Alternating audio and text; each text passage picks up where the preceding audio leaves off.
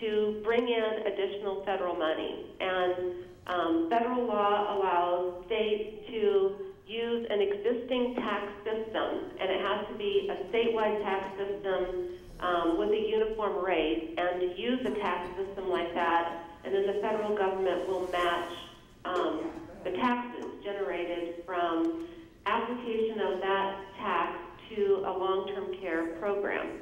So what has happened here is that our legislature picked the sales tax because there is a statewide sales tax, and even though there's different rates in different counties, there's a base sales tax of 6%. And where you have differences, it's because there's a local sales tax added for transportation or for something else. But there's a statewide sales tax of 6%. So we're using the sales tax as a mechanism to capture additional federal money. This is all going to be seamless and transparent to providers, or at least many people are working very hard to make sure that's our goal, is that it's seamless and transparent to providers and to consumers. There'll be one extra check that the IHSS workers will get a year, and it will show that from their annual wages that there's a sales tax assessed for those wages. And then it will show that they are being repaid exactly the same amount, so that paycheck shows 0. And it might have some message like, thank you for accepting this 0 paycheck and assisting to stabilize the IHSS program funding. Now, in the state controller's office, where they cut the checks to the IHSS workers, in that moment of a transaction between the deduction and the worker being repaid, they seized additional federal money, $190 million. The federal government matches the revenues that are generated from the application of the sales tax.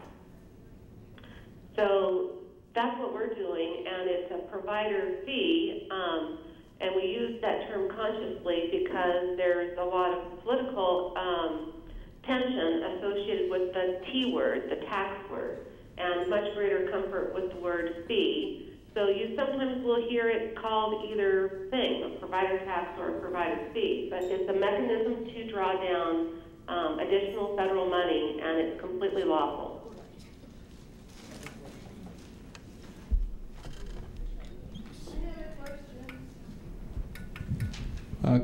Karen, as Herb Meyer asking this question, with the election coming up of a new governor, do you anticipate, maybe give us a synopsis, if you think there will be a difference between either Brown or Meg as far as being governor, and how this might affect IHSS?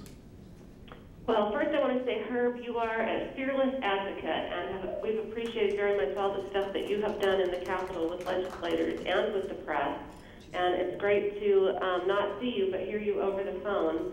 I'll answer that question, and it's a perfect segue into the next number of policy issues I want to discuss. And I'm not going to offer an opinion. I'm going to tell you what the facts are. Meg Whitman has made many speeches, and they are on YouTube, and you can watch them. This is just a fact that she is mirroring Governor Schwarzenegger in saying that she believes that the IHSS program is riddled with fraud. She has made speeches where she says that her proposal will be to cut the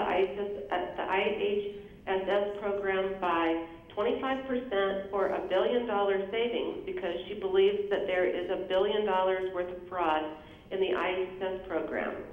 So that absolutely says that what we've gone through with Schwarzenegger, we will go through with Meg Whitman if she is elected as the governor. Jerry Brown, he has also made speeches, and he has not attacked the program at all for alleged fraud. His speeches, also on YouTube, are very much supportive of consumers and providers and the rights under Olmstead to receive care in the least restrictive setting. So those are just the facts of what the candidates have said. In terms of what we see ahead for budget fights, the budget, when the legislature comes back, they will deal with, I'm sure, fallout from this budget. The press has accurately called it budget that was a get-out-of-town budget or kicking the can down the road. The budget that was just signed by the governor is going to fall apart pretty quickly. There were a lot of assumptions that were rosy, to use the kindest term.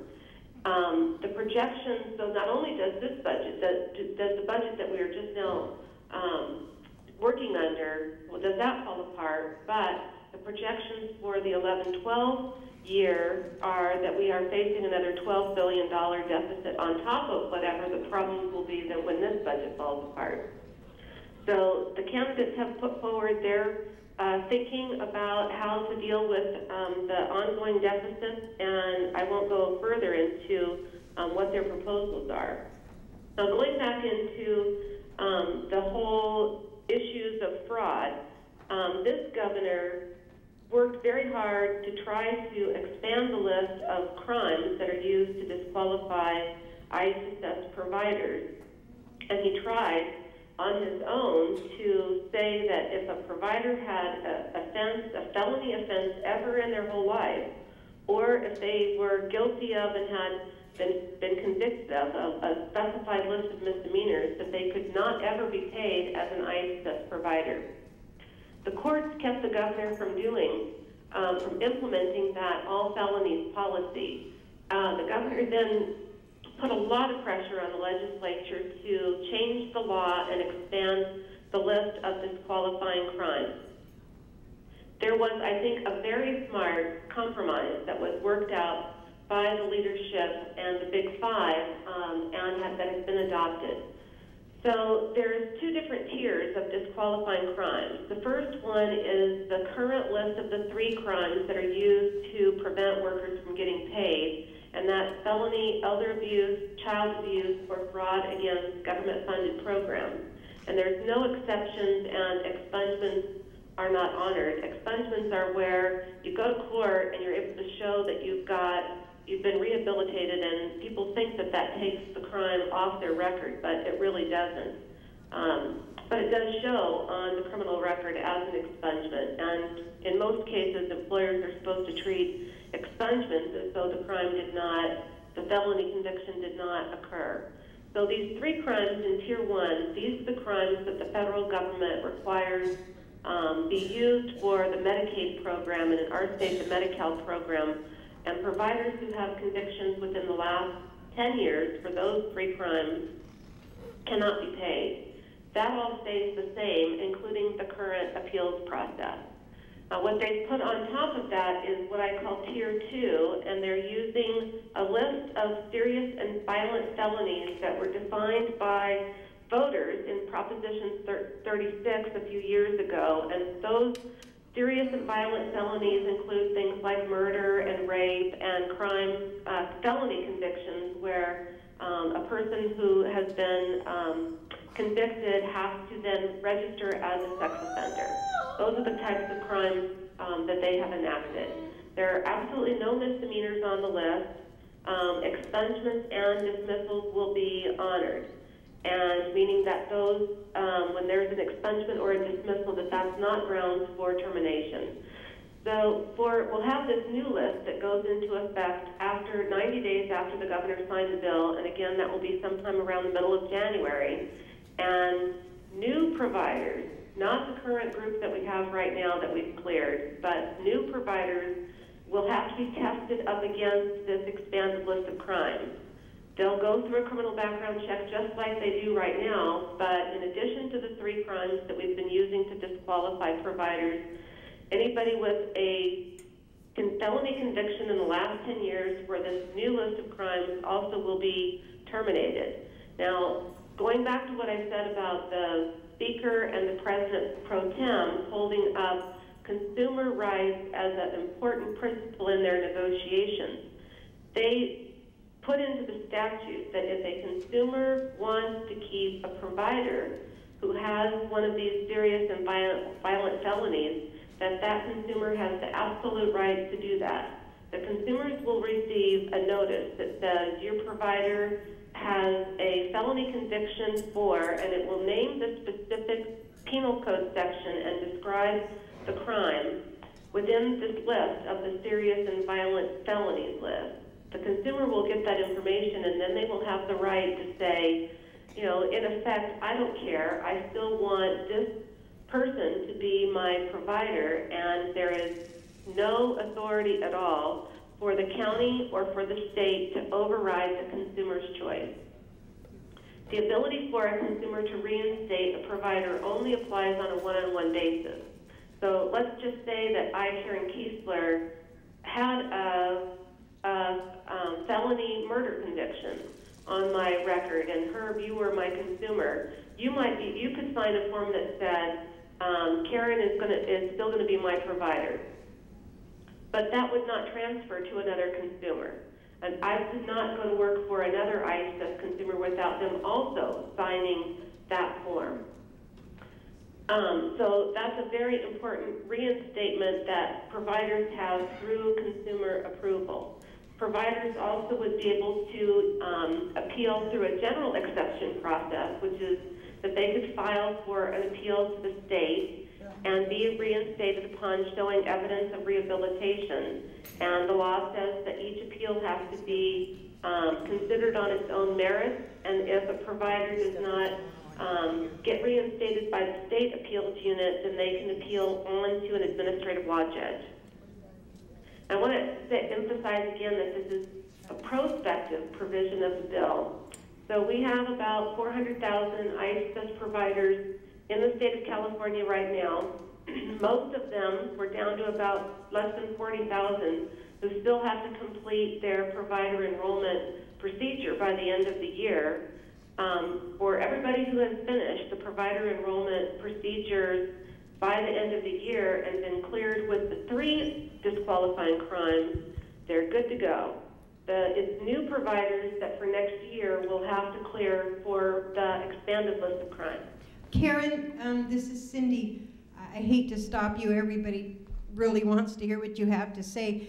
And I thank you so much. We're kind of nearing the end, but I want to give Lauren Steinberg a chance to talk. Lauren, as I mentioned, uses her IHS hours for work, which is really unique. Karen, thank you so much. And if you want to hear Karen, she very graciously comes on our SECA regular calls, which happens the 3rd Wednesday of every month at 10 o'clock. Contact us if you don't know how to get on the phone, and you can get an update from Karen. So thank you so much. And happy to do it. Thank you. And Lauren, take it away. All right, thank you. So my name is Lauren Steinberg. Like Cindy was saying, I work at the Berkeley Center for Independent Living. I do systems change advocacy and have worked very heavily. Sorry, is that better? I work at the Berkeley Center for Independent Living. I'm their systems change advocate. And I've worked very heavily in the area of IHSS as we've gone through the budget negotiations, trying to maintain services. I also use my hours at work in order to, be able to attend meetings like this and just for, assistance at the office. But I wanted to talk briefly about the effect that the background checks are having from the consumer perspective of hiring providers. I don't know if you're all aware of how it works on a practical level, but essentially providers are being expected to pay out of pocket $52 to be background checked, to get authorized to be paid. After putting out that $52, they have to then wait up to a month for the results to come in. After the results come in, and assuming they pass the check, they have to wait another 1 to 2 months for their first paycheck to be processed, which I'm sure, as you can imagine, is a huge roadblock to finding and hiring adequate assistance. And while I understand that the government believes we need to background check providers and all of that, it is creating a huge roadblock for many of the consumers that I see. Even many of the attendants that contact our consumers at CIL and myself, who are interested in working but just can't. They honestly cannot afford to work for IHSS. They cannot afford to put out the money and then wait on top of that to be paid for the work that they're doing.